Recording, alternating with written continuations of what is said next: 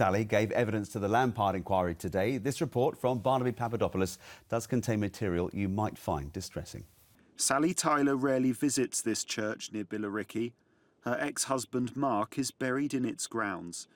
In 2012, he was found dead in the bathroom of his mother's home in Basildon. In the living room was the body of 79-year-old Maureen. Mark had shot her and then himself. He was 37 years old. Mark was failed so horrifically by EPIT when he was alive. Richard Wade was just 30 when he died in Chelmsford's Linden Centre, less than 12 hours after he was admitted. He was admitted to the Linden Centre in May 2015. Was he properly searched? No. The coroner's conclusions really left no room for doubt. There were multiple failures that contributed to Abby's death, a death the coroner described as avoidable. Abby Smith loved singing and loved animals.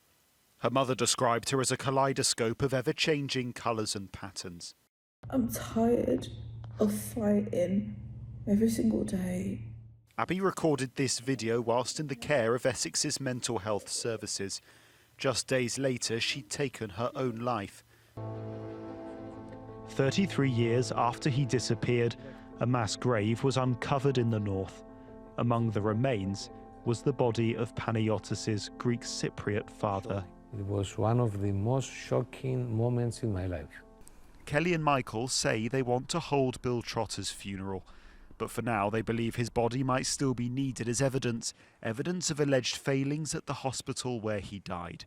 Failings which they believe need to be investigated before they lay their father to rest. At around 7:30 on Saturday night, police were called to reports of a multiple stabbing on an LNER train travelling between Doncaster and King's Cross. They have now confirmed that 10 people were injured in that incident, 9 of whom suffered life-threatening injuries.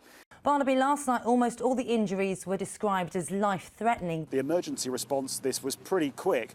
Officers on the scene at Huntingdon train station within 8 minutes of the first 999 call being made. A fleet of ambulances sent there and then carrying the wounded 30 minutes up the road here to Addenbrooke's Hospital in Cambridge. But despite that, the swiftness of the response, the fact that 4 people have now been discharged from hospital, 2 do remain in the buildings behind me, quite possibly fighting for their lives. Barnaby Papadopulos is at the airbase in Oxfordshire this lunchtime. Barnaby, big questions about security and how this was allowed to happen.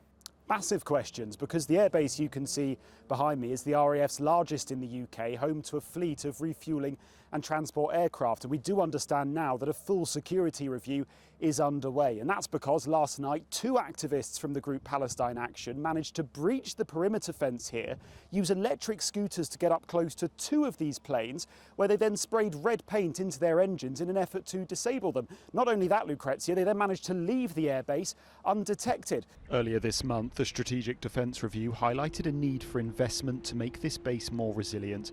Just weeks later, it is the scene of a major security lapse. Well, we don't know where these activists got in and we don't know how, but this area surrounding the perimeter fence of RAF Bryce Norton is incredibly overgrown. I can walk up right close to it, and just a few hundred metres away, there's an RAF plane sitting on the tarmac. The group is now illegal, and so is showing support for it. Hundreds of people have gathered in Parliament Square and they're holding signs that read "I support Palestine Action," but doing so has been an offence since it was prescribed. And as you can see, the police are now making a number of arrests here. Barnaby Papadopoulos is outside number 11. This comes after a week where the government have made a number of financial commitments. As you said, they've promised to increase defence spending. They've said they want to spend billions of pounds on more transport infrastructure for the North and the Midlands. So you can be pretty sure that government ministers will be in the building behind me trying to persuade the Chancellor Rachel Reeves not to make cuts to their departments. Lake Highlands House, the building you can see behind me near Chelmsford, it served as the White House in an episode of The Crown.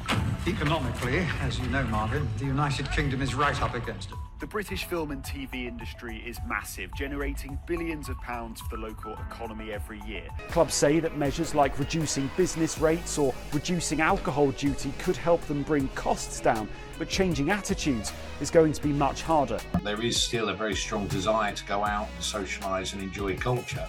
The challenge is really simple. People can't afford to go out as frequently, they can't afford to spend as much. So do you still enjoy going out clubbing, or do you socialise in a different way? And if nightclubs were to shut for good, would you miss them?